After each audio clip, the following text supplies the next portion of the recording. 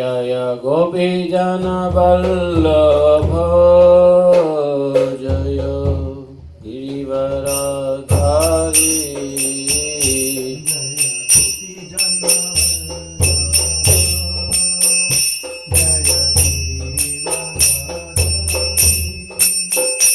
जय राधा माधव जय कुंज बिहारी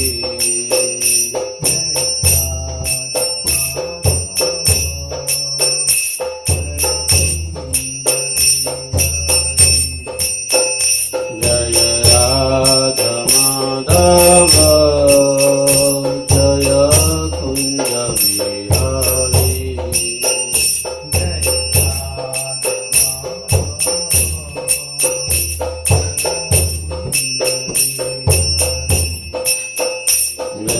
गोपीजन वल्लभ जय Girivardhari गोपीजन Vallabh Girivardhari Yashodanandan Vraj जनरञ्जन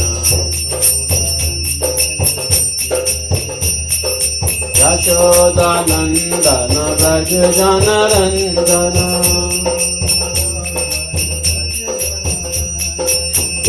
Yashodanandan Vraj जनरञ्जन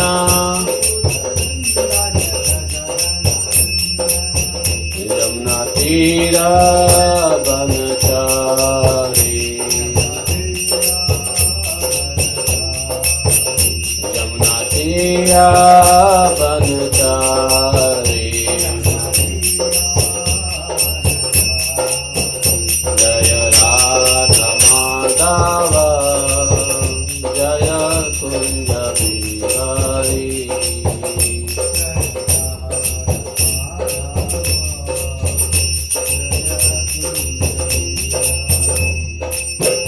Hare Krishna, Hare Krishna, Krishna Krishna, Hare Hare, Hare Rama, Hare Rama, Rama Rama, Hare Hare, Hare Krishna, Hare Krishna, Krishna Krishna, Hare Hare, Hare Rama, Hare Rama, Rama Rama, Hare Hare, Hare Krishna, Hare Krishna, Krishna Krishna, Hare Hare, Hare Rama, Hare Rama, Rama Rama, Hare Hare.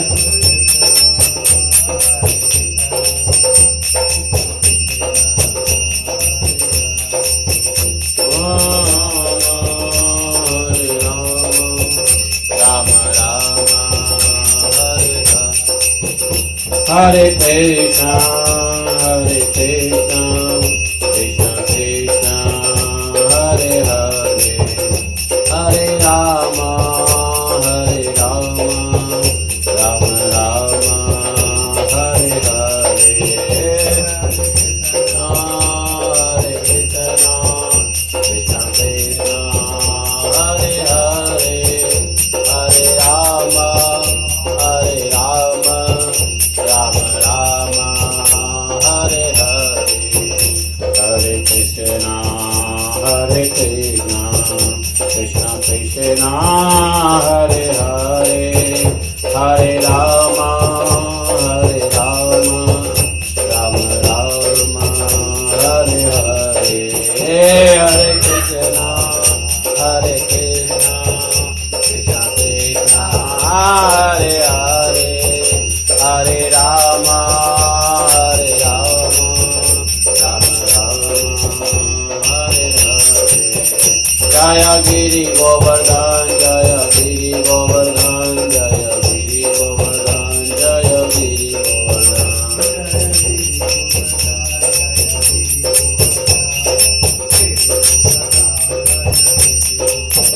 Jaya Radha Kunda Sham Kunda Radha Kunda Sham Kunda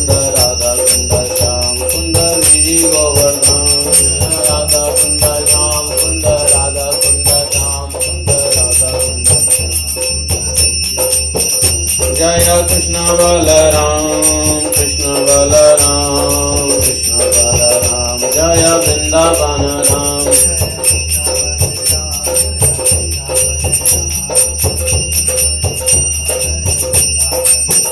जय वसन धाम जय बरसान धाम जय बरसान धाम जय बरसान धाम।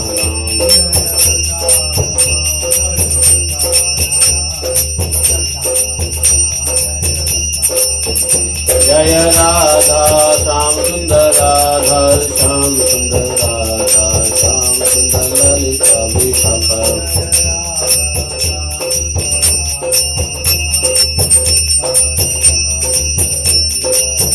जय ललिता विशाखा जय राधे श्याम ललिता विशाखा जय राधे श्याम।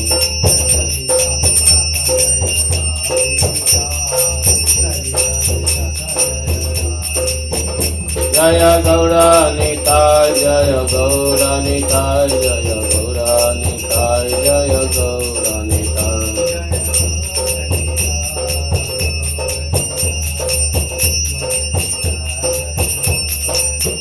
निताय गौर हरि बोल हरि बोल हरि बोल निताय गौर हरि बोल।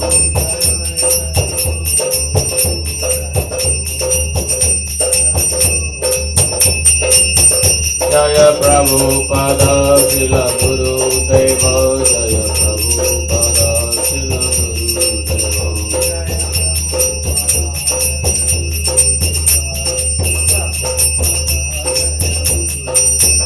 जय जय गुरुदेव गुरुदेव गुरुदेव जय जय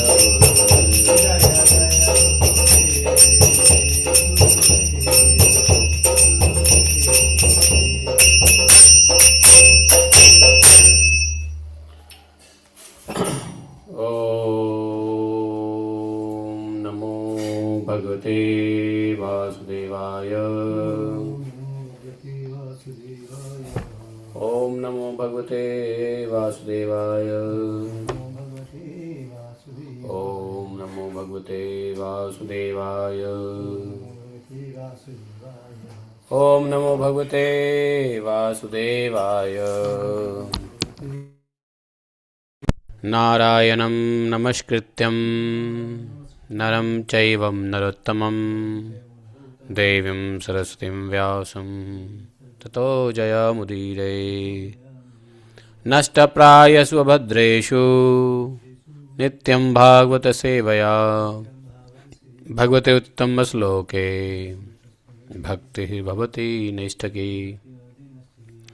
ओम जन्मांधसतनुव्याधितर्तः चार्थे स्वाभिज्ञः स्वराट् तेने ब्रह्महृदयादिकवये मुह्यन्ति यत् सूर्यः तेजो वारिमृदां था विनिमयो यत्र त्रिसर्गो अमृषां धाम्ना सदा निरस्तकुहकं सत्यं परमं धीमहि। धर्मः प्रोजितकैत्वत्र परमो निर्मत्सराणां सतां विद्यं मातृवस्तु शिवदं तापत्रयोन्मूलनम्। श्रीमद्भागवत महामुनि कृते किं वा परमेश्वरः सद्यो हृदवदत्कृतभिः शुश्रूभिः तत्क्षणात्। निगमकल्पतरोर्गलितं फलं सुखमुखाद् द्रवितसंयुतं पिबत भागवतं रसमालयं मुहुरहो रसिका भुवि भावुकाः। अहं सर्वस्य प्रभवो मत्तः सर्वं प्रवर्तते इति मत्वा भजन्ते मां बुधा भावा समन्विता मच्चित्ता मद्गतप्राणा बोधयन्तः परस्परं कथतस्य मां नित्यं तुष्यन्ति च रमन्ति च। तेषां सततयुक्तानां भजतां प्रीतिपूर्वकं ददामि बुद्धियोगन्तं येन मापुयान्ति ते। तेषां सततयुक्तानां भजतां प्रीतिपूर्वकं ददामि बुद्धियोगन्तं तेन मापयान्ति ते।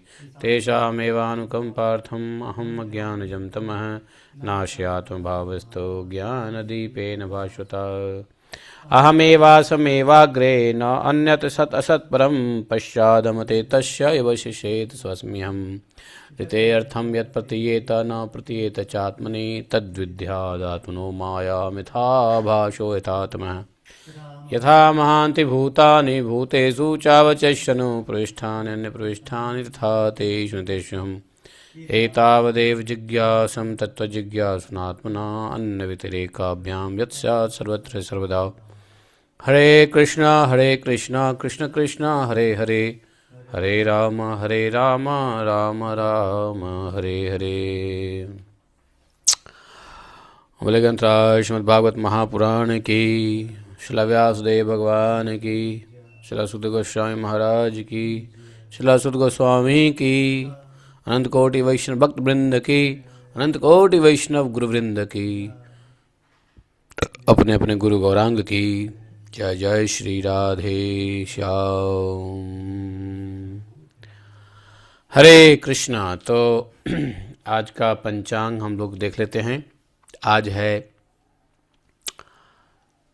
चैत्र शुक्ल द्वितीया, रेवती नक्षत्र है। आज सुबह सुबह बहुत भारी बारिश इसलिए हो रही है। रेवती ब्रह्मयोग है, बालव करण कौलव करण, 2 करण हैं। शुक्रवार है आज दिन भाई, और सबके लिए चैत्र का महीना चल रहा है। अमावस्यांत वालों के लिए भी और पूर्णिमांत वालों के लिए भी चैत्र चल रहा है। वसंत ऋतु, उत्तरायण, रौद्र संवत्सर, पराभाव संवत्सर साउथ इंडिया वालों के लिए, और विक्रम संवत 2083, गुजराती संवत भी 2083, शक संवत 1948 और कली संवत 5127 गत कली संवत। ठीक है। तो इस प्रकार से जो है आज का पंचांग। ठीक है। आज वैष्णव कैलेंडर में कुछ नहीं है। ठीक है, कुछ नहीं है वैष्णव कैलेंडर में। गौराब्द वर्ष भी बदल गया है, 540 हो गया है। 539 था, अब 540 हो गया गौराब्द हैं। हाँ, हरे कृष्णा। तो भगवान की महती कृपा से निर्विघ्न रूप से हम लोग सुबह सुबह भागवतम कथा सुनते हैं। श्रीमद् भागवत भगवान से प्रार्थना है ऐसे ही निर्विघ्न रूप से हम लोग कथा सुनते रहें, किसी प्रकार की कोई विघ्न ना आए, नित्य प्रति कथा अपने समय पर चलती रहे।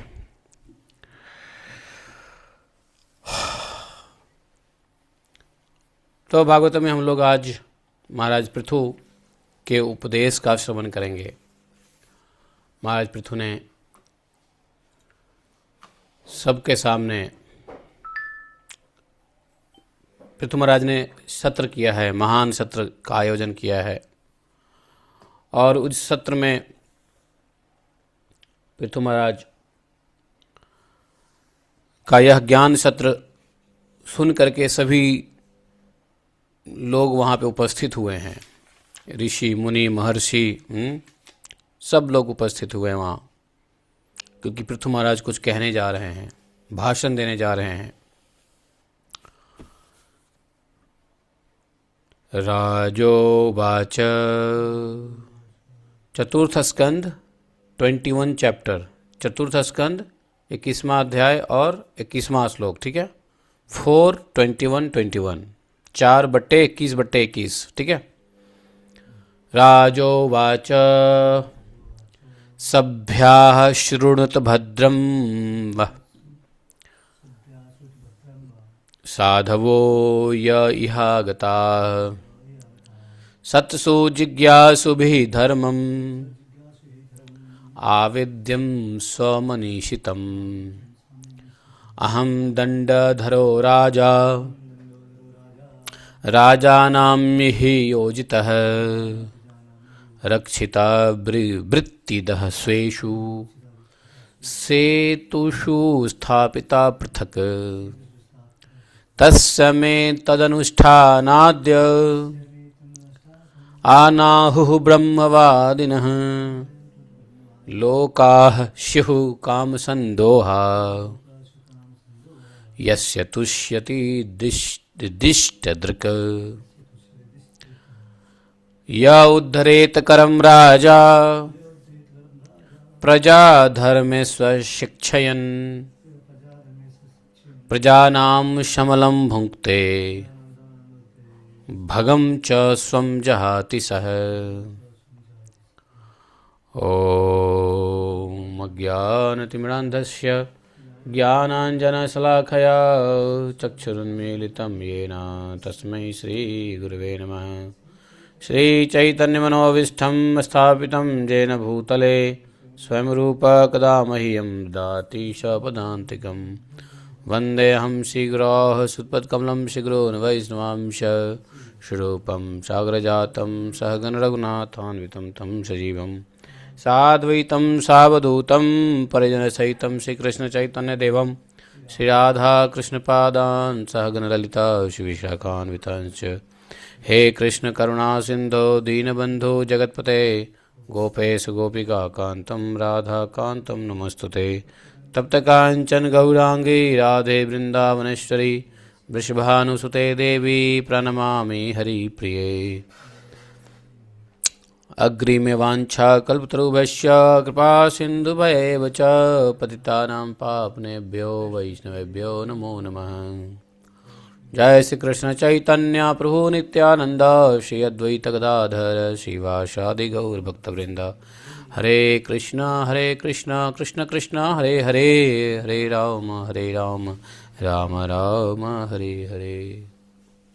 तो महाराज पृथु ने कहा, भाइयों सज्जनों आपका कल्याण हो।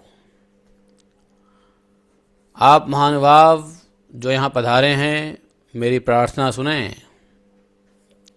क्या प्रार्थना है? जिज्ञासु पुरुषों को चाहिए कि संत समाज में अपने निश्चय का निवेदन करें। क्या मतलब? जिज्ञासु पुरुषों को चाहिए कि संत समाज में अपने निश्चय का निवेदन करें। निश्चय का निवेदन का अर्थ क्या हो गया? अर्थात संत समाज में दृढ़ विश्वास। संत समाज जो करता है, संत समाज जो कहता है, संत समाज जो आदेश करता है, संत समाज का जो विचार है, उसमें ही निश्चय है, उसका पालन करना चाहिए। ये जिज्ञासु पुरुष को चाहिए। बोले इस लोक में मुझे प्रजाजनों का शासन, प्रजाओं की रक्षा और प्रजाओं के आजीविका का मैनेजमेंट, प्रबंधन और उन्हें अलग अलग अपनी मर्यादा में रखने के लिए राजा बनाया गया है। कौन कह रहे हैं? आदि राजा पृथु। पृथु आदि राजा हैं। राजा का शुरुआत पृथु से हुआ है। तो भगवान ही राजा के रूप में आते हैं और यह शिक्षा देते हैं। तो भगवान अभी यहाँ कह रहे हैं कि मुझे इस लोक में कैसे शासन करना, कैसे प्रजाओं की रक्षा करना, कैसे प्रजाओं के आजीविका का प्रबंध करना और प्रजाओं को अलग अलग अपनी मर्यादा में रखने के लिए राजा बनाया गया है। सभी प्रजाएं एक जैसे नहीं होती है। प्रजाओं के अलग अलग कैटेगरी हैं, तो उनको अपने अपने मर्यादा में रखने के लिए राजा बनाया गया है। जैसे क्षत्रिय है, ब्राह्मण है, शूद्र है, वैश्य है, स्त्री है, चांडाल है, इत्यादि इत्यादि। तो इन प्रजाओं को अपने मर्यादा में रखने के लिए राजा बनाया गया है। इसलिए इनका यथावत पालन करने से मुझे उन्हीं मनोरथ पूर्ण करने वाले लोकों की प्राप्ति नहीं, लोकों की प्राप्ति होनी चाहिए। यथावत पालन करने से हमने प्रजाओं को यथावत पालन किया है और इस प्रकार से जो वेदवादी मुनियों के अनुसार सभी कर्मों के साक्षी जो भगवान श्री कृष्ण के प्रसन्न होने पर मिलते हैं,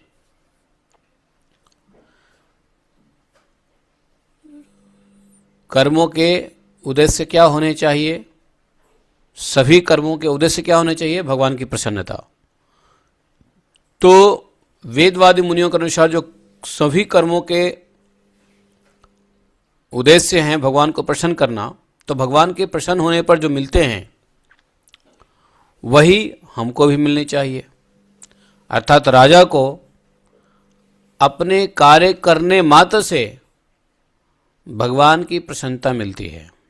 राजा अगर जप तप नहीं कर पाता है, कोई बात नहीं है,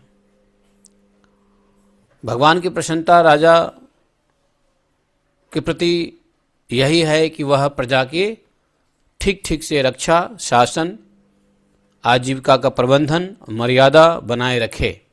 इतना राजा कर ले तो भगवान इसी से राजा के प्रसन्न हो जाते हैं।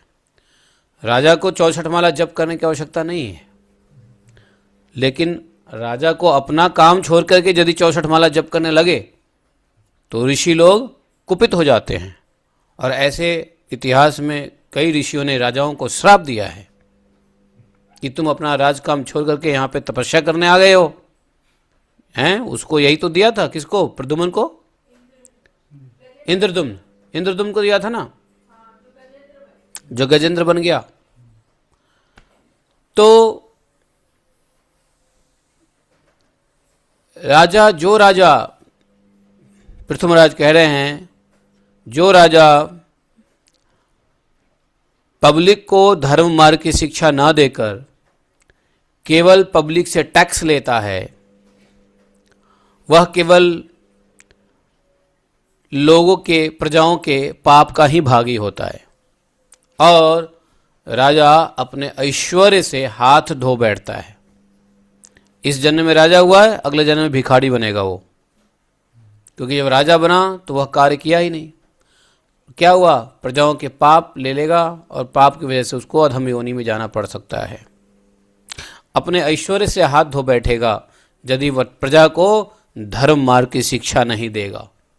तो प्रजा का पहले टैक्स लेते हो तो उनको धर्म मार्ग की शिक्षा की व्यवस्था भी राजा को करनी चाहिए, जिससे भागवत कथा चलती रहे, भक्त लोग आराम से निर्विघ्न निर्भय होकर भजन जप तप करते रहें, यज्ञ आदि करते रहें, नाना प्रकार के जो जिस मत अवलंबी हैं। ऐसा नहीं है कि सिर्फ हरे कृष्णा वालों के लिए ही नहीं, जो जिस मतावलंबी है, जिसकी जिसमें प्रवृत्ति है, किसी की शक्ति में, किसी की शिव में, किसी की वैष्णव में, राजा को सबका व्यवस्था करना है, धर्म मार्ग की शिक्षा देनी है। अगर धर्म की शिक्षा नहीं दिया और टैक्स वसूल रहा है तो पाप का भागी होता है। प्रजा जितना पाप करता है उसका भागी राजा भी बनता है। तो कितने प्रजाएं हैं, और इतने प्रजा का पाप यदि राजा के पास जाएगा तो ऐश्वर्य कहाँ जाएगा? वो नरक में गिरेगा, नरकीय योनि में जाएगा। लेकिन यदि राजा प्रजा को धर्म मार्ग की शिक्षा देता है, धर्म को पालन करने में सहयोग करता है,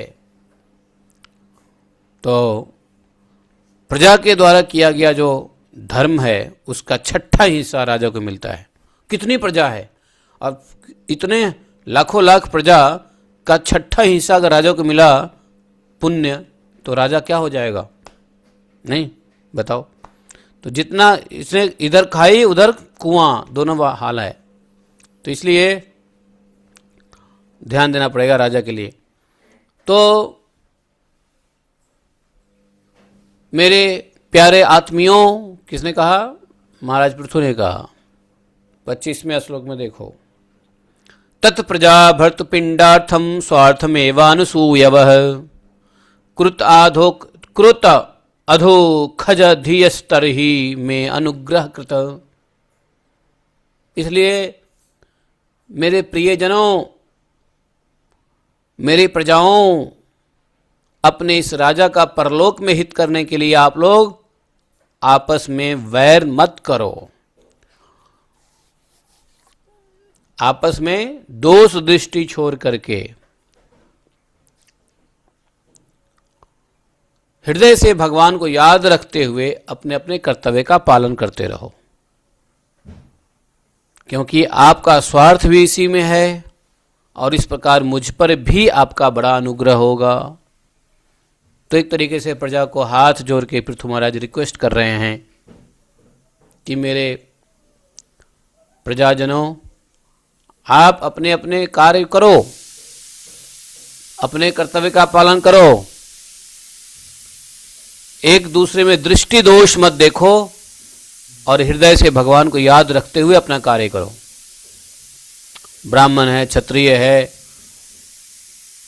वैश्य है, शूद्र है, और भी वर्ण के अलावा जितनी जातिगत व्यवस्था है, यदि यह आदेश सबको समझ में आ जाए कि एक दूसरे को मत देखो दोष दृष्टि, है ना। हायर कास्ट लोअर कास्ट पे दोष दृष्टि देखता है, लोअर कास्ट हायर कास्ट का एम्बिशन एंड दोष दृष्टि देखता है। ये सब समाज में गलत है, ये समाज को बांटता है भेद बुद्धि से। लड़ाइयाँ, वैर, प्रतिस्पर्धा इत्यादि कराता है। तो बोले स्वार्थमेवान सूयवः, छोड़ दो दोष दृष्टि, भगवान को याद करते हुए अपने अपने कर्तव्य। वास्तव में देखा जाए कि अगर भगवान के भक्ति में जो जिसको जहाँ जैसा भगवान ने अधिकारी बनाया है, किसी को हाई कास्ट, किसी को लो कास्ट, किसी को अमीर, किसी को गरीब, किसी को मीडियोकर, किसी को कुछ, किसी को कुछ, किसी को कुछ, ये अपने अपने कर्म के मुताबिक कर्तव्य मिलता है। कर्तव्य कैसे मिलता है? कर्म के मुताबिक। जैसा हमने कर्म किया वैसा कर्तव्य हमको मिला। तो दूसरे को जो मिला उससे भेद बुद्धि, दोष दृष्टि, स्वार्थ बुद्धि, ये बिना किए हुए भगवान का भजन करते रहो और अपना कार्य करते रहो, क्योंकि ऐसा करने से ही आपका स्वार्थ इसी में है, आपकी स्वार्थ सिद्धि इसी में हो जाएगी और इस प्रकार मुझ पर भी बड़ा अनुग्रह होगा। ऐसा करोगे तो राजा जब प्रजा भजन करेगा, प्रजा में कोई झगड़ा झंझट नहीं होगा, प्रजा में कोई ईर्ष्या वैर नहीं होगा, तो राजा को भी कृपा मिलती है, राजा को भी पुण्य मिलता है। तो यही कहा कि आपका बड़ा अनुग्रह होगा। वहां पे देवता लोग भी आए थे, पितर लोग भी आए थे, महर्षि लोग भी आए थे सुनने के लिए पृथु महाराज को। तो पृथु महाराज ने कहा यूयम तद अनुमोदध्व। यूयम किसको बोला? देवता लोगों को, पितर लोगों को, महर्षि लोगों को इशारा किया। बोला यूयम तद अनुमोदध्वम पितृदेवर्ष पितृदेवर्षयो अमला। तो ये बात किसको कह रहे हैं? अपनी प्रजा को कह रहे हैं। लेकिन इसको कहने के बाद उन्होंने देवता, पितर, ऋषियों से कहा कि आप लोग से मेरी प्रार्थना है कि मेरी बातों का अनुमोदन कीजिए। आप लोग से प्रार्थना है मेरी बातों का अनुमोदन कीजिए। मैं जो कह रहा हूं सही कह रहा हूं ना? देवताओं, पितरों, महर्षियों, ठीक बात कह रहा हूं ना मैं? सबने कहा जी जी जी, सब बिल्कुल सही, बिल्कुल सही, पृथु महाराज सही कह रहे हैं। क्योंकि जब आप लोग अनुमोदन करोगे तो पब्लिक को और भरोसा हो जाएगा कि हमारा राजा सही बोल रहा है। जब देवता, महर्षि, ऋषि भी बोलेंगे तो प्रजा को और विश्वास हो जाएगा। इसलिए पृथु महाराज ने सभी को कहा यूयम तद अनुमोदध्वम, आप लोग भी हमें सपोर्ट करो, हमारी स्टेटमेंट को सपोर्ट करो। मैंने सही कहा ना? हाँ जी, सही कहा। क्यों अनुमोदन क्यों करना चाहिए? तो इसके लिए एक बात बताया कि देखो, जानते हो कोई भी कर्म होता है ना तो उसका फल 3 लोगों में बंट जाता है। कोई भी काम होता है उसका फल 3 लोगों में बंट जाता है। कौन कौन लोग? अच्छा या बुरा, कोई भी कर्म करोगे उसका फल 3 लोगों में बंट जाता है। एक, करने वाले, कर्ता।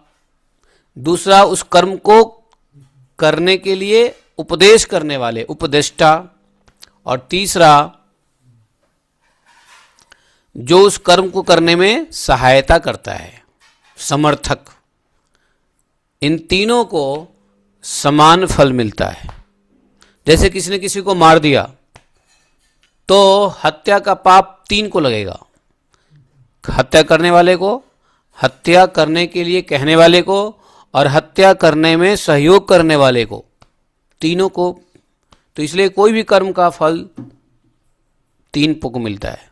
जैसे तुम भजन भक्ति करोगे तो भजन भक्ति का भी फल 3 को जाएगा। एक तो तुम करने वाले भक्त, दूसरा तुमको जिसने भजन भक्ति में लगाया उसको ही मिलेगा, और तीसरा जो तुमको भजन भक्ति करने में सहायता दे रहा है।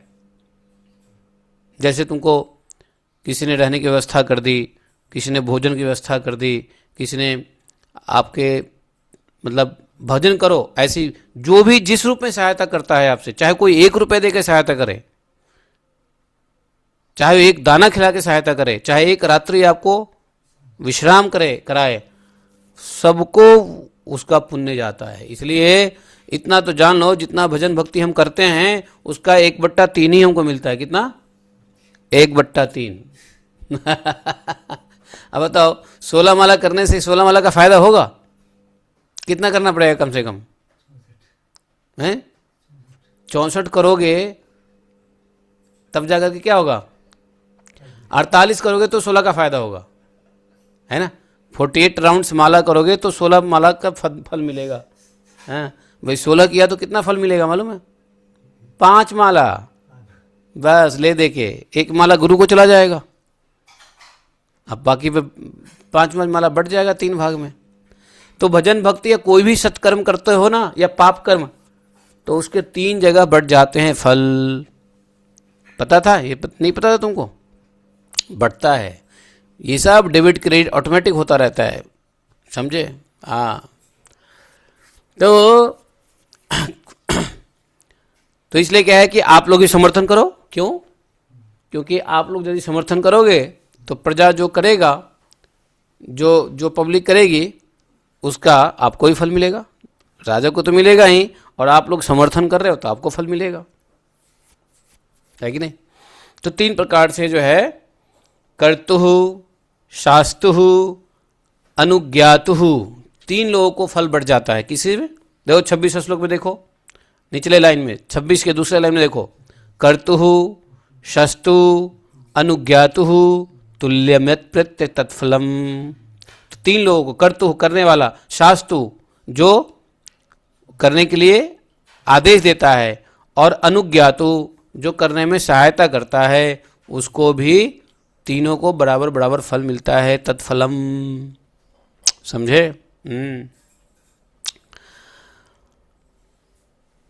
मेरे सज्जनों,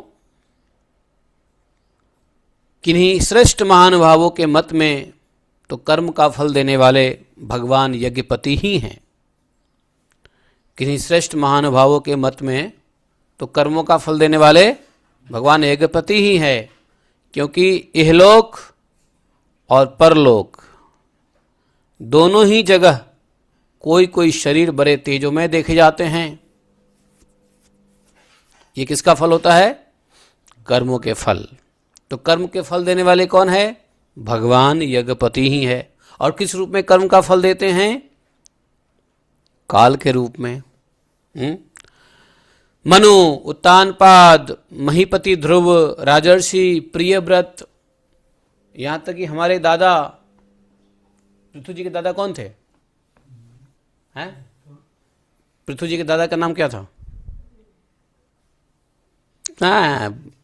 अरे पृथु किसके पुत्र थे? वेण, राजा वेण। अब वेण किसके पुत्र थे? अंग। अरे तो वही तो कह रहा हूं। तो पृथु महाराज के दादाजी कौन थे? अंग। तो बोले कि मनु जी, उत्तानपाद जी, ध्रुव जी, प्रियव्रत जी, अंग, मेरे दादा अंग, ब्रह्मा, शिव, प्रहलाद, बलि और इस प्रकार के अन्य अन्य महानुभावों के मत में तो धर्म, अर्थ, काम, मोक्ष, चतुर्वर्ग और स्वर्ग, अपवर्ग इत्यादि के स्वाधीन नियामक कर्म फलदाता के रूप में भगवान गदाधर की आवश्यकता है ही। इस विषय में तो केवल मृत्यु के दौहित्र वेण कुछ सोचनीय और धर्म विमूढ़ लोगों का ही मतभेद है। मृत्यु का दोहित्र वेण अर्थात यम, यम का कौन ना है, तो उसका कोई विशेष महत्व नहीं है। ये अंग है ना, अंग ने किससे शादी किया था? अंग ने किससे शादी किया था? अरे काल की बहन से, मृत्यु से। हाँ सुनीता, उसका नाम था सुनीता, सही है। मृत्यु की पुत्री थी सुनीता, इसलिए यमराज जी को दामाद दोहित्र हो गए। हाँ, तो बोले कि केवल मृत्यु के दोहित्र वेण, तो वेण को कभी कभी अंग नंद भी कहते हैं और कभी कभी वेण को मृत्यु के दोहित्र भी कहते हैं, तो वो सुनीता उसका नाम था। तो बोले कि धर्म विमूढ़ लोगों का ही मतभेद है, अतः इसका कोई विशेष महत्व नहीं हो सकता।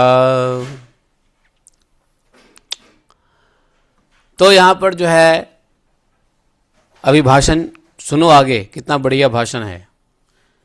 जिनके चरण कमलों की सेवा के लिए निरंतर बढ़ने वाली अभिलाषा ही उनके चरण नख से निकली हुई गंगा जी के समान संसार ताप से संतप्त जीवों के सभी जन्मों के संचित मनोमल को तत्काल नष्ट कर देती है, और जिनके चरण तल का आश्रय लेने वाला पुरुष सब प्रकार के मानसिक दोषों को धो डालता है तथा वैराग्य और तत्व साक्षात्कार रूप बल पाकर फिर इस दुखमय संसार चक्र में नहीं पड़ता, और जिनके चरण कमल सब प्रकार की कामनाओं को पूर्ण करने वाला है।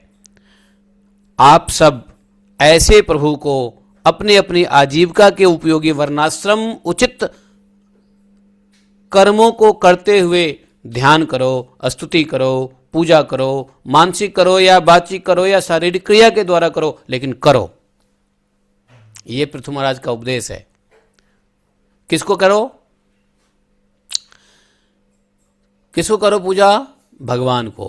कैसे करो? चाहे मानसिक करो, चाहे बातचीत करो, चाहे शारीरिक क्रियाओं के साथ करो, क्रिया योग करो, कैसे भी करो, भगवान का ही भजन करो।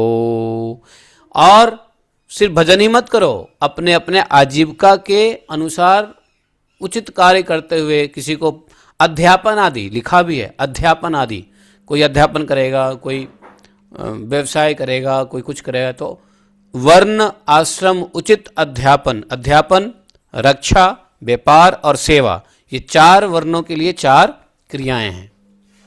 तो पहले वर्ण ब्राह्मण अध्यापन, दूसरा रक्षा क्षत्रिय, तीसरा व्यापार वैश्य और चौथा सेवा शूद्र।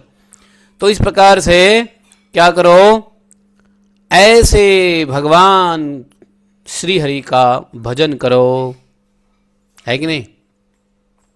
ऐसे भगवान के भजन करने से, भगवान के आश्रय लेने से सब प्रकार के मानसिक दोष धुल जाता है, और क्या होगा? वैराग्य आएगा, तत्व साक्षात्कार का बल आएगा, है कि नहीं? और जब ज्ञान हो गया, वैराग्य हो गया, तत्व साक्षात्कार का बल हो गया, अर्थात तत्व ज्ञान हो गया, तो क्या होगा? इस दुख संसार चक्र में नहीं पड़ोगे। भाइयों, पृथु महाराज राजा हैं, और राजा प्रजा के मुक्ति की बात करते हैं। आजकल कौन राजा है प्रजा की मुक्ति की बात करता है ना? भोग की बात करता है, मैं प्रजा को कितना आयुष्य आराम दूं, कितना सुख सुविधा दूं, है कि नहीं? राजा प्राइम मिनिस्टर, चीफ मिनिस्टर का ये रहता है कि भैया प्रजा की रक्षा कर दो, प्रजा को गैस सिलेंडर की व्यवस्था कर दो, प्रजा को जलावन की व्यवस्था कर दो, प्रजा को बिजली की व्यवस्था कर दो, बस इतना ही काम खत्म हो गया। ऐसा थोड़ी ना होता है। यहां पृथु महाराज कह रहे हैं कि संसार चक्र से निकालने का उपाय बता रहे अपनी प्रजा को, अपनी प्रजा को संसार चक्र से निकालने का उपाय कह रहे हैं। मैंने पहली दुनिया में ऐसा राजा देखा, यह सुना है जिसके बारे में है। तो पहला राजा, तो राजा को सिर्फ फैसिलिटेशन ही नहीं चाहिए, खाद्य वस्तु का ही व्यवस्था प्रबंधन तक राजा सीमित नहीं है, सुरक्षा तक ही सीमित नहीं है, बल्कि भजन भक्ति में लगा करके संसार चक्र से निकालने की भी प्रयास राजा को अपने फंसे हुए प्रजाओं को करना चाहिए। क्योंकि राजा क्या होता है? राजा क्या होता है? भगवान के ही तो स्वरूप है, हैं? नराणाम अहम, हाँ, नराणाम अहम नृपा, क्या, कौन सा श्लोक है वो? नराणाम अहम नराधिपः, ऐसा भगवान गीता में कहते हैं, नहीं कहते हैं? नराणाम अहम नराधिपः, गीता का कौन सा श्लोक है ये? ये 10वें चैप्टर है ना, 10:27 देखो। उच्चहि शव समस्वानाम विद्धि माम मृत्यु अद्भुतम, नहीं, वृद्धि माम अमृतोद्भवम ऐरावतम गजेंद्राणाम नराणाम च नराधिपम, हैं? ऐसा ही भगवान गीता में कहते हैं। तो भगवान कहते हैं कि मैं मनुष्यों में क्या हूं? राजा, नराधिप हूं। अब भगवान सभी जीवों का क्या कल्याण चाहते हैं, इसलिए राजा को भी भगवत स्वरूप होने का अर्थ यही है कि वह जीवों का कल्याण, अपने प्रजाओं का कल्याण चाहे। और कल्याण के लिए क्या कह रहे हैं? कि भगवान के आश्रय लो, अपने वर्ण आश्रम उचित कार्य को करते हुए आजीविका के लिए, किस लिए? आजीविका के लिए, अपनी अपनी आजीविका के उपयोगी, अपने अपने आजीविका के आवश्यक कार्यों को करते हुए भगवान का भजन करो, भगवान की कथा सुनो, भगवान का नाम जप करो। क्या होगा? सभी प्रकार के मानसिक कष्ट धुल जाएगा, वैराग्य, संसार से वैराग्य होगा, तत्व ज्ञान का साक्षात्कार होगा, और इस वजह से आपको दुख संसार में दोबारा संसार चक्र में नहीं पड़ना पड़ेगा, है? तो भगवान के चरण कमल सब प्रकार की कामनाओं को भी पूर्ण करने वाला है। अगर कोई कामना भी है यदि, तो उसको भी पूर्ण कौन करेगा? भगवान के ही चरण शरण का, हाँ, सब प्रकार से भगवान ही कर सकते हैं, करेंगे, करते ही हैं। तो ऐसे प्रभु को, ऐसे भगवान को आप लोग अपने अपने, हाँ, तो ये बोला कि आप क्या करो? आप अपना कार्य करते हुए कर्म करो, ध्यान करो, स्तुति करो, भगवान की पूजा करो, मानसिक करो, वाचिक करो, शारीरिक क्रियाओं के द्वारा करो। हृदय में किसी प्रकार का कपट मत रखो, यह निश्चय करो कि हमें अपने अपने अधिकार के अनुसार इसका फल अवश्य प्राप्त होगा। तो ये भजन क्रिया तो ठीक है, करें, साथ में विश्वास करें कि हम जिसके अधिकारी हैं, हम जिस लायक हैं, हमारी जैसी एलिजिबिलिटी है, उसके मुताबिक भगवान हमको अवश्य फल देंगे, देंगे ही देंगे। इस विश्वास के साथ क्या करो? भजन करो। 33 श्लोक में देखो क्या लिखा हुआ है। अमायिनः काम दुघाघ्रि पंकज, किसका? भगवान। पंकज, पंकज भगवान का नाम है।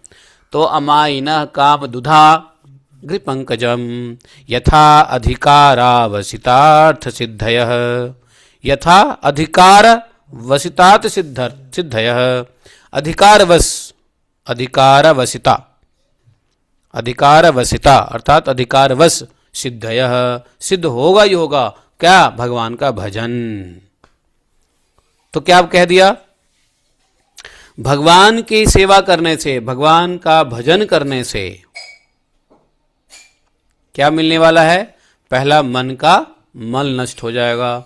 दूसरा, मानसिक दोष शांत हो जाएगा। तीसरा, वैराग्य आ जाएगा। चौथा, साक्षात्कार तत्व ज्ञान मिल जाएगा। पांचवा, सभी प्रकार की कामनाएं भी पूर्ण हो जाएगी। ऐसा नहीं कि कोई कामना अधूरी रहेगा, कामना भी पूर्ण हो जाएगा। इतना कुछ भगवान के भजन से हो जाएगा। इसलिए क्या करो? अपना अपना काम करो, भगवान का भजन करो। मन से करने की इच्छा है तो मन से करो, चिल्ला चिल्ला के करने की इच्छा है तो खूब चिल्ला चिल्ला के करो, हरे कृष्ण कृष्ण कृष्ण हरे हरे, हरे राम राम राम हरे। और मन से करने की इच्छा है, आराम से मन से करते रहो, जैसे करो करो। अगर न बोलने की इच्छा है, न चुप रहने की इच्छा है, कुछ दौड़ भाग करने की इच्छा है तो दौड़। कभी कभी कुछ लोगों का शरीर ऐसा होता है ना, वायु वाला, वायु बात प्रकृति का होता है, एक जगह बैठ के भजन नहीं कर सकता, उसको दौड़ना अच्छा लगता है, तो दौड़ दौड़ के करो सेवा। धाम में खूब दौड़ो, खूब परिक्रमा करो, जिसको चलने की आदत है परिक्रमा करो गिरिराज जी की रोज है कि नहीं। हमारे रसिक मौली प्रभु को एक जगह बिठा दो 2 घंटे के लिए, वो बैठ नहीं पाएगा, वो नहीं बैठ सकते, उनको चलते रहना, कुछ काम करना। तो ऐसे अगर इच्छा है तो भगवान के लिए कुछ सेवा करो, किचन में खड़े रहो, कुछ बनाओ, प्रसाद लाओ, ये करो वो करो, कीर्तन करो, नाचो डांस करो, क्या दिक्कत है उसमें।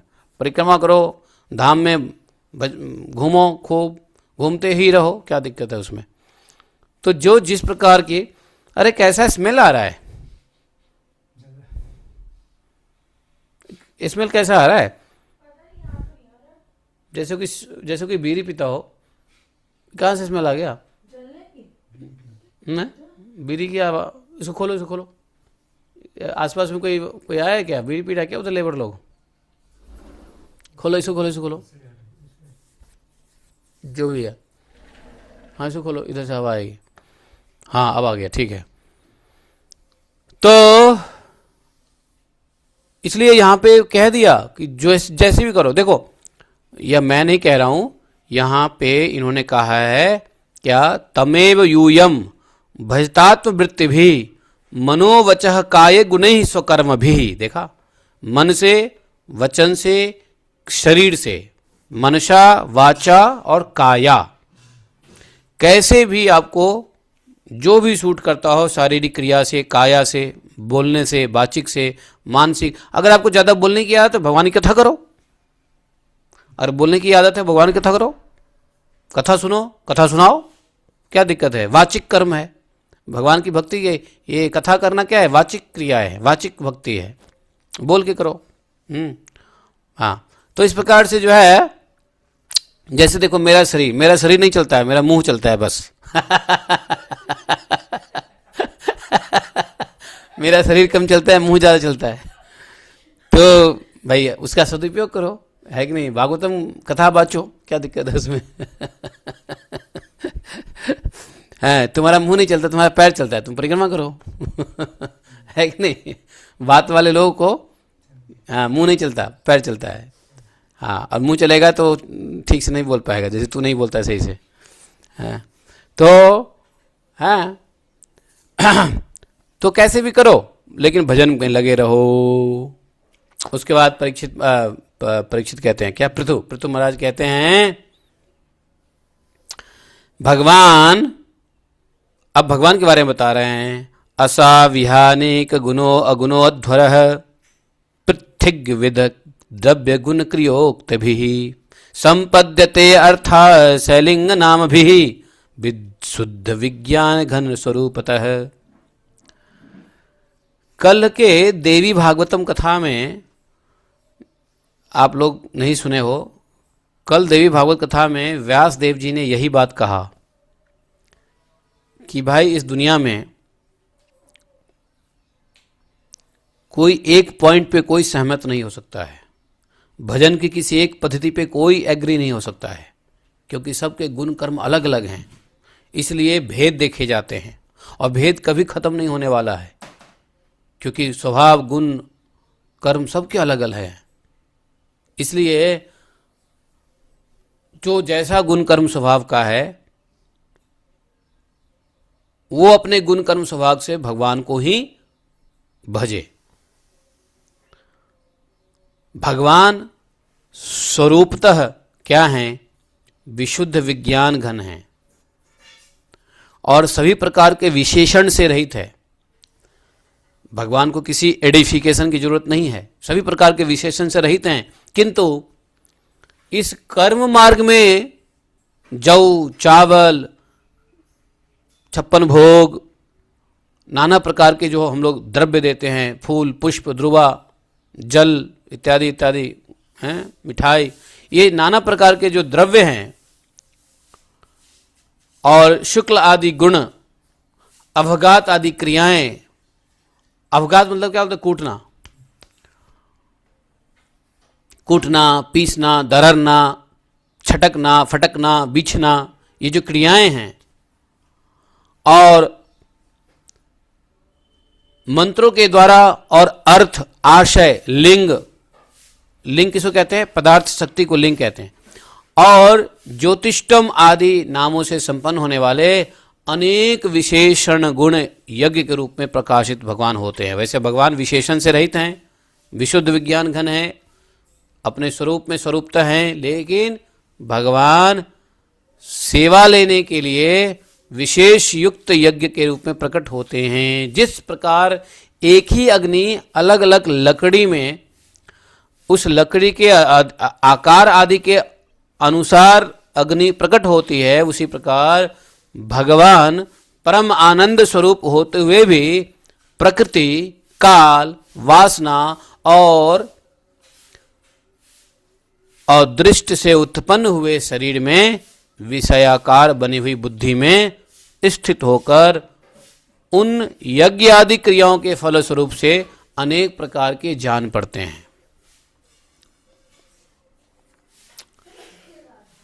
भगवान का एक ही स्वरूप है, लेकिन भगवान अलग अलग रूपों में जान पड़ते हैं। कैसे? कारण क्या है? कारण है प्रकृति, काल, वासना और नाना प्रकार के अदृष्ट वस्तुओं। जैसे अग्नि अलग अलग लकड़ियों में अलग अलग प्रकार से उत्पन्न हो जाती है, इसलिए अहो, पृथु महाराज कह रहे हैं, अहो स्वधर्म योगेन यजंती माम का निरंतरम छोनि तले दृढ़ता। क्या करना चाहिए? अहो ममामि वितरंत अनुग्रहम हरि गुरुम यज्ञ भुजाम अधीश्वरम। अहो, आश्चर्य किया है, इस पृथ्वी पर मेरे जो प्रजाजन यज्ञ भोक्ताओं के अधीश्वर हैं, सर्वगुरु श्री हरि का एक निष्ठ भाव से अपने अपने धर्मों के द्वारा निरंतर पूजन करते हैं, वे मुझ पर बड़ी कृपा करते हैं। तो जो पृथु महाराज कह रहे हैं कि पृथ्वी पर, अर्थात पृथु महाराज, पूरी पृथ्वी पृथु महाराज की है उस समय। तो पृथु महाराज इस बात को कह रहे हैं कि जितने भी साधु लोग पृथ्वी पे भजन करने में लगे हुए हैं भगवान का, वो वाकई में मुझ पर बड़ी कृपा करते हैं। यदि प्रजा भगवान की भक्ति करे तो राजा के ऊपर बड़ी उपकार है। यदि चेला भगवान से यदि चेला मतलब शिष्य यदि सही से भक्ति करे, यही सबसे बड़ी कृपा है अपने गुरु के ऊपर है कि नहीं? गुरु जी को आप धन दो, लेकिन गुरु जी का बात नहीं मानो, भजन नहीं करो, तो धन देना कोई बड़ा उपकार नहीं है गुरु जी का। गुरु जी को धन थोड़ी नहीं चाहिए। तो सबसे बड़ा उपकार है कि सबसे बड़ी कृपा कह रहे हैं पृथु महाराज कि ये जो जितने भी साधु संत हैं, प्रजाजन जो मेरे हैं इस पृथ्वी पे, जो भगवान का एक निष्ठ भाव से भजन करते हैं, वास्तव में वो मुझ पर बड़ी कृपा करते हैं, मैं समझता हूं। तो बोले देखो कौन कौन से लोग किस प्रकार के स्वभाव से उज्जवल होते हैं। तो स्वभाव में तो सहनशीलता का गुण, तपस्या, ज्ञान, ये विशिष्ट विभूतियों के कारण वैष्णव और ब्राह्मणों के वंश स्वभावतः उज्ज्वल होते हैं। वैष्णव ब्राह्मण क्या होता है? सहनशील होना चाहिए, तपशील होना चाहिए और ज्ञानशील होना चाहिए। सहनशील, तपशील और ज्ञानशील। ज्ञान होना चाहिए और तप गुण होना चाहिए और सहनशील, ये विभूति होने के कारण, ऐसा गुण होने के कारण वैष्णव और ब्राह्मण का वंश हमेशा उज्जवल रहता है। उन पर राजकुल का तेज, धन, ऐश्वर्य आदि समृद्धियों के कारण अपना प्रभाव न डालें। तो ब्राह्मण्य इसलिए कहा ब्राह्मण्य देव पुरुषः पुरातनो नित्यं हरिः यत् चरणाभिनंदनात् अवाप लक्ष्मी मनपायिनीं यशो जगत पवित्रम च महात्माग्रणी। पृथ्वीराज कहते हैं कि ब्रह्मा आदि समस्त महापुरुषों में अग्रगण्य ब्राह्मण भक्त पुराण पुरुष श्री हरि ने भी निरंतर इन्हीं के चरणों की वंदना करके अविचल लक्ष्मी और संसार को पवित्र करने वाले कीर्ति प्राप्त की है। आप लोग भगवान के लोक संग्रह रूप धर्म का पालन करने वाले हैं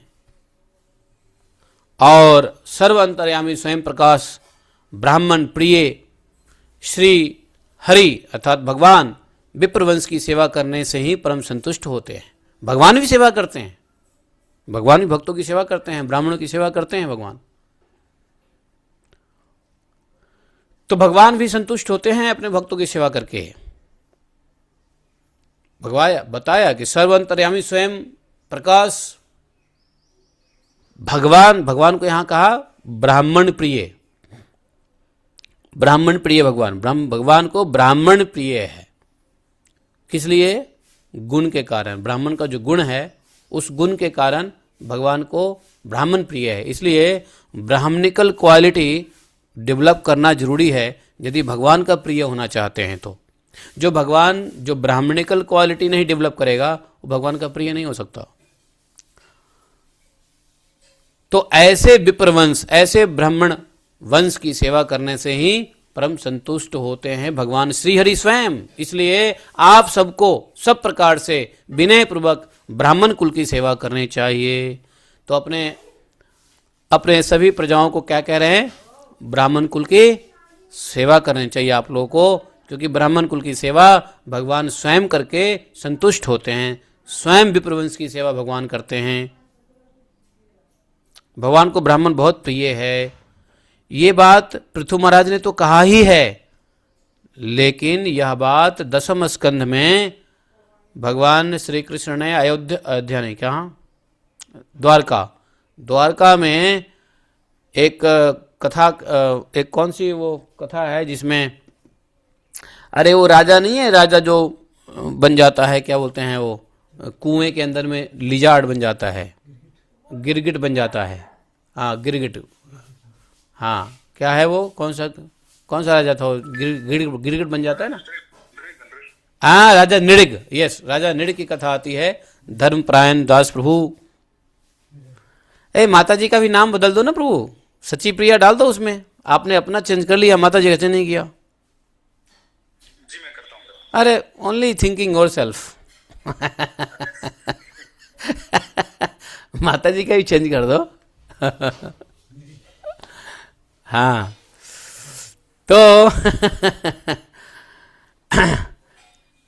तो ये राजा नृग की कथा था। तो राजा नृग की कथा, राजा नृग को तो सबको पता ही था। तो राजा नृग के मुंह से सुनना चाहे भगवान, इसलिए वहाँ खड़े जितने भी उनके द्वारकावासी थे, उनके प्रजा यदुवंशी, सबको सुनाने के लिए राजा नृग से पूछा कि आपकी ये हालत कैसे हुई। तो राजा नृग ने कहा कि एक ब्राह्मण के प्रति अपराध कर दिया। तब भगवान को बोलने का मौका मिल गया। देखा, एक ब्राह्मण के अपराध से बड़ा राजा नृग है। तो भगवान जानते थे कौन है, लेकिन सबको बताने के लिए पूछते हैं आप कौन हैं। तो पता है राजा नृग क्या कहता है, अपना परिचय कैसे देता है। राजा नृग कहते हैं कि महाराज, आपने दानवीरों में नृग का नाम सुना होगा, वही मैं हूं। मतलब इतना दानी थे नृग। एक गलती हुई ब्राह्मण के प्रति, तो इस बात को लेकर के सभी प्रजाओं को कहा कि देखो मेरे यदुवंशियों, तुम चाहे मेरे पुत्र हो चाहे पोते हो, डजेंट मैटर, यदि ब्राह्मण के प्रति अपराध करोगे तो हम तुमको भी नहीं छोड़ने वाले। ये भगवान वहाँ बताए हैं। यहाँ पृथु महाराज भी कह रहे हैं कि भगवान विप्रवंश की सेवा करके संतुष्ट होते हैं। इसलिए आप सबको सब प्रकार से विनय पूर्वक ब्राह्मण कुल की सेवा करनी चाहिए। इनकी नित्य सेवा करने से ब्राह्मण को क्या कहते हैं? भूदेव। क्या? भूदेव। इनकी नित्य सेवा करने से शीघ्र ही चित्त शुद्ध हो जाने के कारण मनुष्य स्वयं ही शांति मोक्ष प्राप्त कर लेता है, परम शांति और मोक्ष प्राप्त कर लेता है। क्योंकि ज्ञान अभ्यास के बिना ही यदि इनकी नित्य सेवा कर लो तो चित्त तो ऐसे ही शुद्ध हो जाने हैं, समझे? इसलिए लोक में ब्राह्मण से बढ़कर, इस लोक में पृथ्वी पे ब्राह्मण से बढ़कर दूसरा कौन है जो हविष्य भोजी देवताओं का मुख हो सके, जिनके मुख से भोजन प्राप्त करके साक्षात श्री हरि प्रसन्न होते हैं? ब्राह्मण और अग्नि भगवान के क्या हैं? मुख हैं। हाँ, ब्राह्मण और अग्नि भगवान के मुख है, और दोनों ब्राह्मण भोजन से और यज्ञ के हवन के अग्नि में कुछ देने से दोनों भगवान को पहुंचता है ना, भगवान संतुष्ट होते हैं। तो हविष्य भोजी देवता का मुख कौन हो सकता है ब्राह्मण से दूसरा बढ़ करके? क्योंकि ब्राह्मण को खिलाने पिलाने से सभी भगवान प्रसन्न होते हैं। जब भगवान प्रसन्न होते हैं तो सभी देवता प्रसन्न हो जाते हैं, क्योंकि सभी देवता क्या है? भगवान के अंग ही हैं। जैसे तुम मुंह से खाते हो तो हाथ ही प्रसन्न होता है ना, ऐसा तो नहीं ना मुंह खाए तो मुंह ही प्रसन्न है, आंख प्रसन्न नहीं है, नाक प्रसन्न नहीं है ना? उसी प्रकार भगवान जब संतुष्ट होते हैं सभी देवता संतुष्ट होते हैं, क्योंकि देवा नारायण अंगजा, सभी देवता नारायण के ही अंग हैं। इसलिए भगवान प्रसन्न तो सभी देवता प्रसन्न, भगवान संतुष्ट सभी देवता संतुष्ट। और भगवान कैसे संतुष्ट? ब्राह्मणों के मुख में हविष्य, ब्राह्मण भोजन इसलिए बड़ा इंपॉर्टेंट है भाई, ब्राह्मण भोजन बहुत इंपॉर्टेंट है। देख लो हवा चल रही होगी तो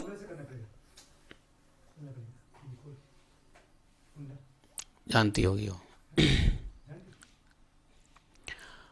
तो बोले उपनिषदों के ज्ञान परक वचन एकमात्र जिनमें ही गतार्थ होते हैं वे भगवान अनंत इंद्र आदि यज्ञीय देवताओं के नाम से तत्वज्ञानियों द्वारा ब्राह्मण के मुख में श्रद्धापूर्वक हवन किए हुए पदार्थ को जैसे चाव से ग्रहण करते हैं, वैसे चेतना शून्य अग्नि में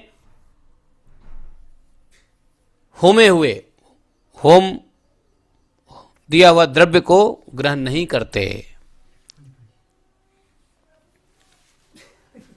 उसको समझा दो दिखा दो उसको।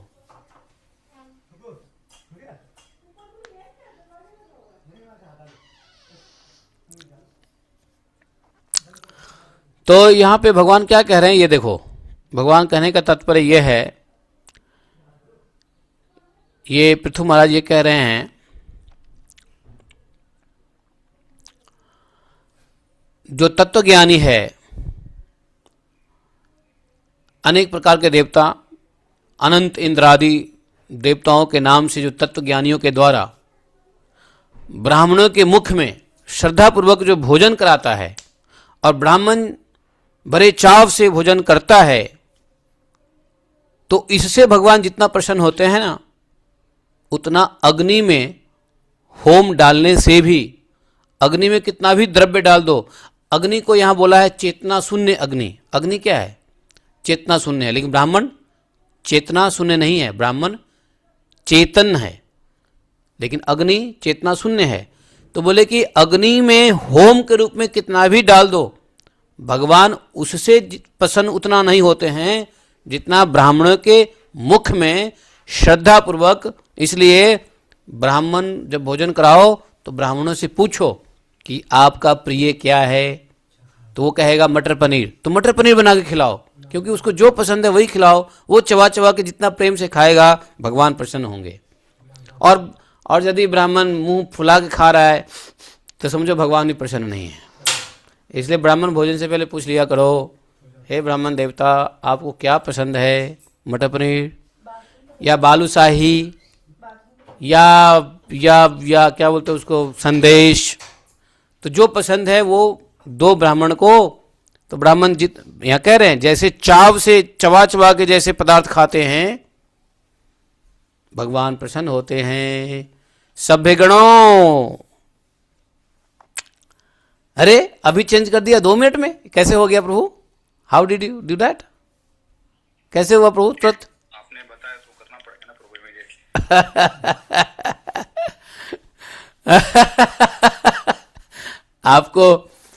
आपको बताऊं, जैसे मैंने देखा है कि दीक्षा के बाद आपने तो नाम चेंज कर दिया ऑनलाइन, तो मुझे एक बात याद आ गई। जिस दिन हमारी दीक्षा हुई ना, तो दीक्षा के बाद जब पहली बार जब रूम में आए, दीक्षा होने के बाद जब शटल डाउन हुए, रूम में वापस आए, उस दिन सबसे पहले मैंने जीमेल एक आईडी बनाया, जीमेल आईडी। उसमें जूम जाम तो नहीं था, या ये जीमीट और ये सब नहीं था।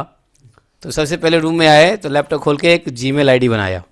तो मेरा जो जीमेल आईडी है ना, माधव कीर्तिदास, वो बना हुआ है कब का मालूम है? 13 जुलाई या 12 जुलाई 2013, उसी दिन दीक्षा हुई थी, उसी रात को जीमेल आईडी बनाया था। पहला काम एक जीमेल आईडी बनाया था, ठीक है, to discard the karmic name and to accept the spiritual name.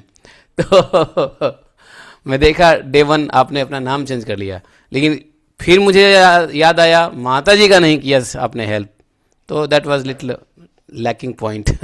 लेकिन अभी हो गया, लेकिन अभी भी माता जी के नाम से आ रहा है कोई। ये कौन है? दूसरे मोबाइल पे माता जी का नाम आ रहा है। अच्छा, दो मोबाइल से हाँ, नहीं, एक सुमित्रा कौन है? एक तो माता जी आ गई सच्ची प्रिया, और दूसरा सुमित्रा कौन है? आपके यहाँ से है क्या लॉगिन? नहीं, हम लोग तो एग्जिट करके एक ही है। तो ये सुमित्रा कौन है? somebody else है। ओके, सुमित्रा कन्वर। अच्छा, ये सुमित्रा कोई और है। अच्छा, ओके ओके ओके, ठीक है ठीक है। हाँ जी, हाँ जी। सुमित्रा मेरी सिस्टर है जयपुर से। ओ जय जय जय, राधा गोविंद देव की जय। जयपुर में राधा गोविंद देव जी हैं, बहुत बढ़िया। तो जयपुर में जाओ, राधा गोविंद का दर्शन करो। हैं, करते ही हो गए। तो यहाँ पर जो है, हाँ ठीक है, धन्यवाद। तो यहाँ पर जो है जैसे भगवान कृष्ण ने उधर अपने यदुवंशियों को शिक्षा दिया, वैसे ही भगवान कृष्ण से पहले आदि राजा पृथु ने भी अपने प्रजाजनों को कहा है। आगे कहते हैं 42वें श्लोक में, सभ्य गणों, अपने प्रजाओं को कह रहे हैं, जिस प्रकार स्वच्छ दर्पण में प्रतिबिंब का भान होता है, अपना प्रतिबिंब दिखता, यदि शीशा दर्पण साफ हो तो अपना चेहरा स्पष्ट दिखता है ना। उसी प्रकार जिससे यह संपूर्ण प्रपंच का ठीक ठीक ज्ञान होता है, उस नित्य शुद्ध सनातन ब्रह्म को जो परमार्थ तत्व की उपलब्धि के लिए श्रद्धा, तप, मंगलमय आचरण, स्वाध्याय विरोधी वार्तालाप के त्याग और संयम, समाधि के द्वारा अभ्यास धारण करते हैं, उन ब्राह्मणों के चरण कमलों की धूलि को मैं आयु पर्यंत अपने मुकुट पर धारण करूं, क्योंकि उसे सर्वदा सिर पर चढ़ाते रहने से मनुष्य के सारे पाप तत्काल नष्ट हो जाते हैं और संपूर्ण गुण उनकी सेवा करने लगते हैं। ओहो, मैं अगर भगवान की बातों को एक्सप्लेन करूंगा तो आप लोगों को लगेगा अरे कुछ ब्राह्मण के बारे में ज़्यादा तो नहीं बोल रहे हो, है ना। आजकल के समाज ब्राह्मण के बारे में कुछ बोलना सुनना नहीं चाहते। आजकल के समाज तो शपथ ग्रहण करते हैं कि मैं ब्राह्मण को नहीं मानता, मैं वेद को नहीं मानता, मैं कसम खाता हूँ कि मैं अपने किसी भी शादी ब्याह के लिए ब्राह्मण को नहीं बुलाऊंगा, खुद स्वयं कर लूँगा, व्हाट्सएप से कर लूँगा, यूट्यूब से कर लूँगा, किताब से कर लूँगा, ब्राह्मण की कोई आवश्यकता नहीं है, आजकल चैट जीपीटी से कर लूँगा। हैं, ऐसा कुछ कसम खाते हैं लोग बाग, है ना, हाथ रख करके कसम खिलाया जाता है। कुछ पागल लोग जो जानते हो ना, नाम तो जानते ही हो, जिन्होंने धर्मांतरण करवाया नागपुर में, है ना, और लोगों को बेवकूफ़ बनाया कि मैं संविधान का रचयिता हूँ। संविधान की रचना उन्होंने की ही नहीं, बल्कि संविधान की रचना करने वाले कोई और थे, नाम क्रेडिट खुद ले लिया है। तो कहने का मतलब ये है, जो भी है, हाँ, लेकिन यहाँ पे अब चूंकि ये बात कह रहे हैं पृथु महाराज भागवतम में, तो कहना ही पड़ेगा। सुन लो, पृथु महाराज कह रहे हैं कि सुनो, मैं किस प्रकार के ब्राह्मण के चरण धूलि पूरे आजीवन अपने मुकुट पर धारण करता हूं, क्योंकि ऐसे ब्राह्मणों के चरण धूलि सर पे रखने से सारे पाप तत्काल नष्ट हो जाते हैं और सभी संपूर्ण गुण उनकी सेवा करने लगते हैं। कैसे ब्राह्मण?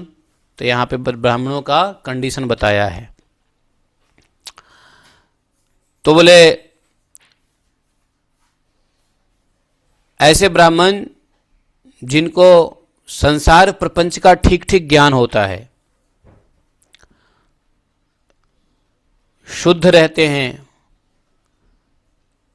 जिनको ब्रह्म का भी ज्ञान है, भगवत ज्ञान भी है, और तत्व ज्ञान के लेने के लिए उनकी जिनकी श्रद्धा होती है, जो तप भी करते रहते हैं, जिनका आचरण शुभ है, मंगलमय आचरण है, और भगवत विरोधी वार्तालाप को त्याग करते हैं,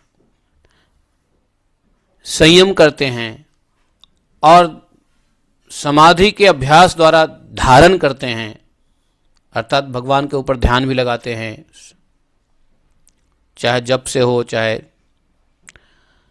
ऐसे ब्राह्मण। तो यहां कंडीशन बताया है, जो तप करे, जो भगवत तत्व के प्रति श्रद्धा हो,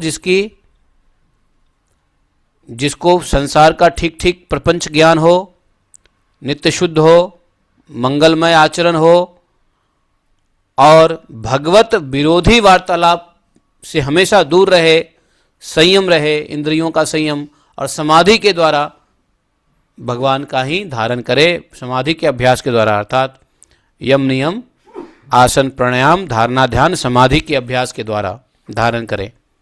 ऐसे ब्राह्मण यदि कोई मिले तो उनके तो मैं चरण धूलि अपने सर पे रखता हूं, मुकुट पे धारण करता हूं सदा सर्वदा। ऐसे गुणवान, शील संपन्न, कृतज्ञ और गुरुजनों की सेवा करने वाले पुरुष के पास सारी संपदाएं अपने आप आ जाती है। तो जो व्यक्ति इस प्रकार से गुणवान है, शील संपन्न है, कृतज्ञ है, गुरुजनों की सेवा करने वाले, इनके पास, ऐसे भक्तों के पास, ऐसे पुरुषों के पास अपने आप सारी संपत्ति आ जाती है।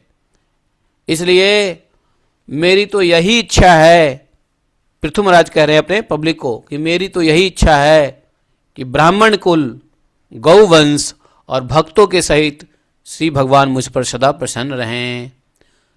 भगवान भी प्रसन्न हो, लेकिन ब्राह्मण कुल, गोवंश और भगवान अपने भक्तों के साथ मुझ पर सदा प्रसन्न हो। सिर्फ भगवान की प्रसन्नता नहीं चाहते, पृथु महाराज ने कहा सिर्फ भगवान की प्रसन्नता नहीं, ब्राह्मण कुल की भी प्रसन्नता होनी चाहिए, गोवंश की भी प्रसन्नता होनी चाहिए, और भक्त के साथ भगवान प्रसन्न हो, चारों चीज प्रसन्न हो।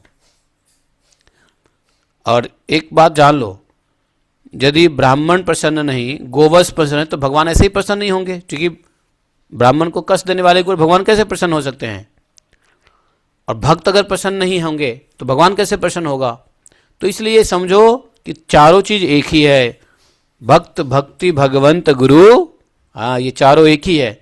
यदि एक प्रसन्न हुए तो सब प्रसन्न हो जाएंगे, यदि एक भी अप्रसन्न हुए तो कोई भी प्रसन्न नहीं होंगे। तो इसलिए यहाँ पे इन्होंने परीक्षित कहते हैं, बार बार परीक्षित याद आते हैं आज क्यों। पृथु महाराज कह रहे हैं कि प्रसीदताम ब्रह्मकुलम गवाम च जनार्दन स अनुचरस्य मह्यम। जनार्दन अर्थात जनार्दन भगवान, सा अनुचरस्य अर्थात उनके भक्त, ब्राह्मण कुलम गवाम गोवंश। समझे? तो यदि गाय पालते हो तो गाय बड़ी खुश होनी चाहिए, गाय प्रसन्न रहना चाहिए, चकाचक रहना चाहिए, गाय की सेवा ठीक ठाक होनी चाहिए। एक दो पालो लेकिन बढ़िया गोवंश, ये नहीं कष्ट में है, 1000 पाल लिया कष्ट में हैं। उनके रख रखाव की बढ़िया ध्यान रखो, उनके बढ़िया चारा वारा की ध्यान रखो, गाय गोवंश प्रसन्न कैसे होंगे? जब रख रखाव का ध्यान होगा, उसकी सेवा होती रहेगी। अब सूखा भूसा रख दिया है, खाना हो खा लो, नहीं तो पड़े रहो, ऐसे प्रसन्नता होने वाली है? नहीं भाई, उनको चोकर दो, चुन्नी दो, उनको खल दो, उनको हरी घास ला के दो, सुबह शाम जाके सहलाओ, साफ सुथरा बैठने का जगह बनाओ, खूंटा चेंज करते रहो, इससे गोवंश प्रसन्न रहती है। थोड़ा गाय को घुमाओ, है कि नहीं? अब जैसे क्या है, कभी कभी क्या है, ये हमारी ताई कहाँ है? ताई कभी कभी क्या करती है, ये गाय को निकालेगी नहीं चराने के लिए, तो मुझे गुस्सा आता है, अरे गाय को क्यों नहीं निकाला? तो बोलेगी क्या, चारा अभी तो है ही नहीं, कोई घास वास है ही नहीं। अरे घास हो ना हो तुम घुमाओ भाई, हैं? घास हो तो घास नहीं है तो हम घास तो ले ही आते हैं डेली, घास नहीं है फिर भी घुमाओ गाय को। गाय घूमती है, हवा खाती है, थोड़ा चलती है, पैर चलता है, प्रसन्न रहती है गाय। और ऐसे प्रसन्न गाय को रखोगे और वो जो दूध देंगे तो वो दूध में कोई बीमारी थोड़ी ना होता है। ऐसे दूध को तो खूब पियो। जो गाय अप्रसन्न है उनके दूध मत पियो भैया, वो तो हिंसात्मक दूध है। अब कुछ लोग जो है हमने दूध पी ली, प्रभु जी आप तो दूध मना करते हो, आप दूध पीते हो। अरे हम जो दूध पीते हैं वो दूध नहीं है, अमृत है। और तुम जो शहर में दूध पीते हो अमृत नहीं है, जहर है। तो इसलिए जहर पीने को मना करता हूं, और मैं तो पीता हूं क्योंकि अमृत है। भाई हमारी गाय है, हम बढ़िया से रखते हैं, प्रसन्न रहती है। देखो कैसे गाय के पास जाते हैं, ऐसे खेलने के लिए अपना मुंह रख देती है गर्दन पे खूब, हैं, और थोड़ा उसकी आंख सहला दो तो आंखों से आंसू निकालने लग जाती है, खुशी के आंसू। हम अपनी गाय को थोड़ा, गौड़ी को हल्का सा आंख सहला देना, उसकी कांची पोंछ देते हैं। जब मैं जाता हूँ ना तो गोमाता की कांची समझते हो ना? अरे वो कांची नहीं लेता जैसे पलक कांची समझते हो, नहीं समझते हो? हाँ, कचरा जो जम जाता है उसको कांची कहते हैं। जैसे पाक, हम लोग कांची कहते हैं क्योंकि कचरा होता है ना आंखों में। हाँ, उसको थोड़ा देखो, उसको थोड़ा निकाल देते हैं, साफ कर। अब वो लोग अपने हाथ से नहीं निकाल पाते हैं वो लोग, उनको हम साफ कर देते हैं, गौरी को, पार्वती को, पूर्णिमा को, तो सब प्रसन्न हो जाते हैं। आंखों से आंसू निकल आती है उसके, खुशी के आंसू होते हैं। तो खुशी के आंसू और दुखी के आंसू का पहचान होता है। क्या पहचान है बताओ? मैंने ये सीखा है गौ माता के उससे। खुशी के आंसू में क्या होता है और दुखी के आंसू में क्या होता है तुमको? हाँ, अरे धर्मपरायण दास महाराज, अब वो कैसे पता चल गया? ये हाउ डिड यू? आपसे पता मेरे कैसे, मैंने कब बताया आपको ये बात? भाई एनिमल हस्बेंड्री आपने कोर्स किया क्या? तो एनिमल हस्बेंड्री पढ़ा होगा आपने? नहीं, आपसे पता चला, आपसे। अच्छा, नाम क्या है? एनिमल हस्बेंड्री, है ना? एनिमल हस्बेंड्री, और यहां माताएं लोग हस्बेंड्री। है कि नहीं? तो ये, हाँ सही कहा आपने। खुशी की आंसू जो होती है वो थोड़ा सा वार्म होता है, और दुख का आंसू जो गौ माता का होता है थोड़ा ठंडा होता है, कोल्ड, ठंडा होता है। तो उससे पता चल जाता है, खूब गर्म आंसू रहता है उसका, समझे? तो यहाँ पर गाय, मैंने इसलिए एक्सप्लेन किया कि गाय कैसे प्रसन्न रहती है, तो वो बताया। ब्राह्मण कुल ठीक है, ब्राह्मण कैसे प्रसन्न होंगे, भक्त कैसे प्रसन्न होंगे, भगवान कैसे प्रसन्न होंगे, ठीक है। गोवंश की प्रसन्नता इस प्रकार से होता है कि सब ठीक ठाक से रह रहे हो, मस्ती से रह रहे हो, हैं। देखो आराम से दिन में गौ माता नीचे बैठती है, फैन चलता रहता, आराम से ऐसे चारों नाले चित्त होके सोती है। जब गाय चारों नाल चित्त होके सोए तो समझो बना खुशी, आनंद है उन लोगों को। नहीं, ऐसे लेट जाएगी चारों नाले नीचे नीचे, है कि नहीं? तो इस प्रकार से बोले कि भैया ये क्या करें? प्रसीदताम ब्रह्मकुलम गवाम च जनार्दन सा अनुचरश्च मह्यम, मैत्रेय जी कहते हैं। तो यहाँ पे भाषण कंप्लीट हो गया किसका? पृथु महाराज का। पृथु महाराज, इसलिए मैंने कल कहा था ना कि पृथु महाराज के उपदेश को हम आज नहीं लेंगे, इसलिए क्योंकि ये बड़ा इंपॉर्टेंट उपदेश था। तो बोले मैत्रेय जी कहे कि महाराज पृथु का यह भाषण सुनकर देवता, पितर, ब्राह्मण आदि सभी साधुजन प्रसन्न हुए और सबने एक साथ में क्या कहा, साधुवादेन साधवः, सबने कहा साधु साधु साधु।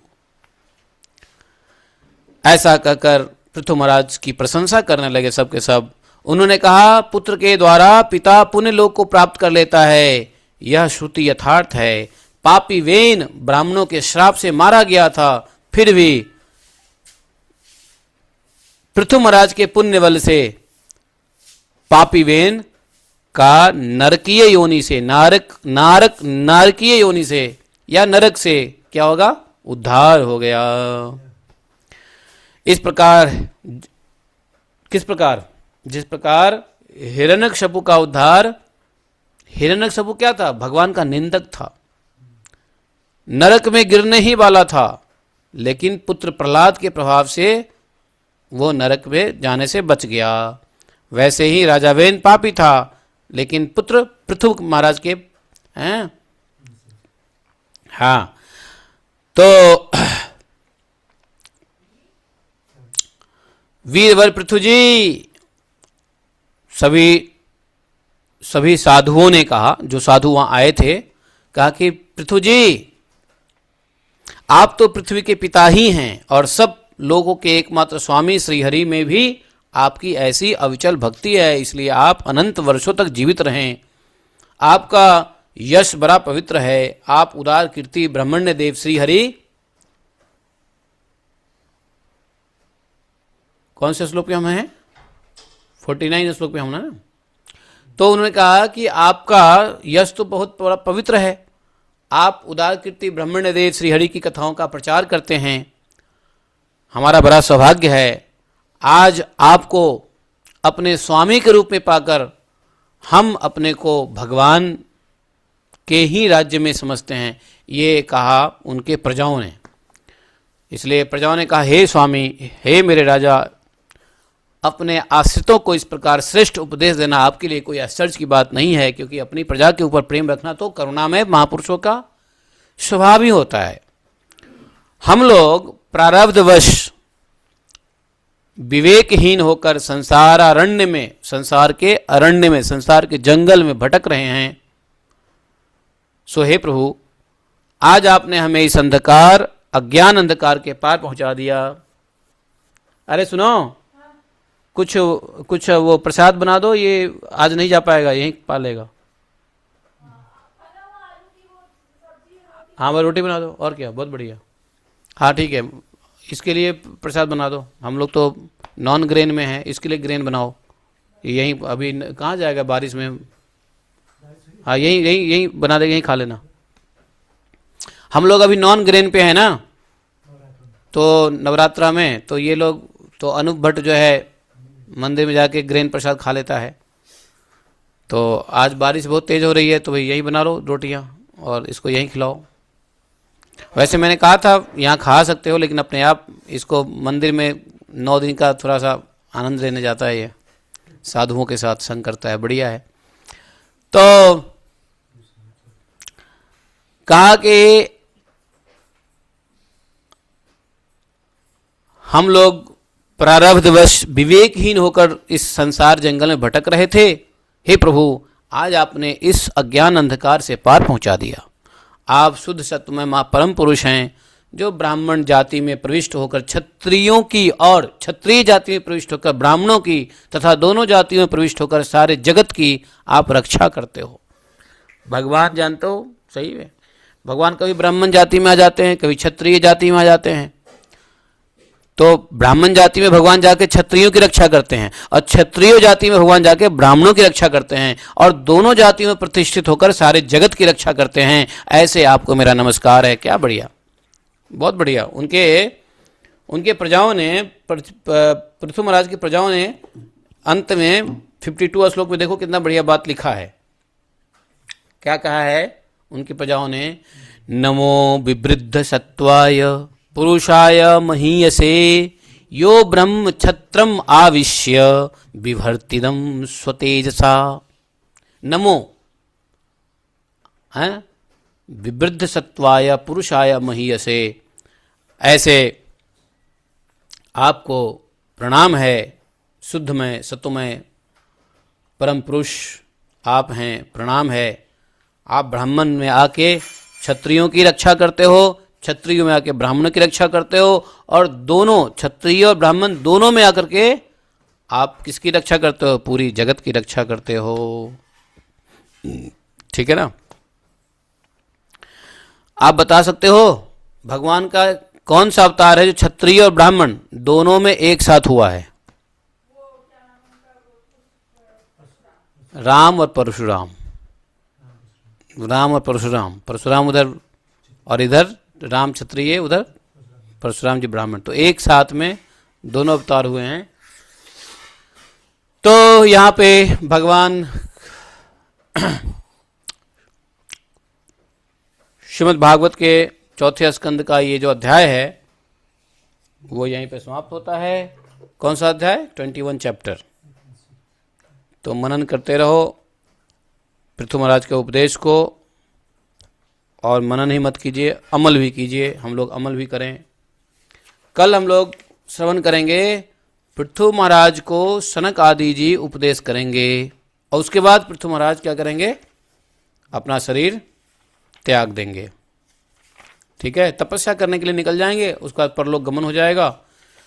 तो सनक आदि ऋषि जो सनकादिक ऋषि जो पृथु महाराज को उपदेश देते हैं वो भी भयंकर है, बहुत बढ़िया उपदेश है। उसमें 17 पॉइंट लर्निंग करने की है, 17 पॉइंट्स। इसको हम लोग कल समझेंगे। ठीक है? बोले ग्रंथराज श्रीमद् भागवतम की।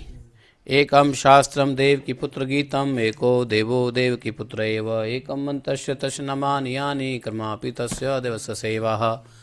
तमेव माता च पिता तमेव, तमेव बंधुश्च सखा तमेव विद्या द्रविणं तमेव मम सर्वदेव देवः। कृष्णाय वासुदेवाय हरे परमात्मने प्रणतक्लेशनाशाय गोविंदाय नमो नमः। हे कृष्ण करुणा सिंधो दीनबंधो जगत्पते, गोपेश गोपिका कांतम राधा कांतम नमस्तुते।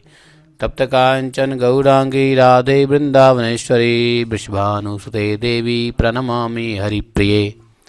वाञ्छा कल्पतरुभ्यश्च कृपा सिन्धुभैव च, पतितानां पावनेभ्यो वैष्णवेभ्यो नमो नमः। जय श्री कृष्ण चैतन्य प्रभु नित्यानंद, श्री अद्वैत गदाधर श्रीवासादि गौर भक्तवृंद। हरे कृष्णा कृष्ण कृष्ण हरे हरे, हरे राम राम राम हरे हरे।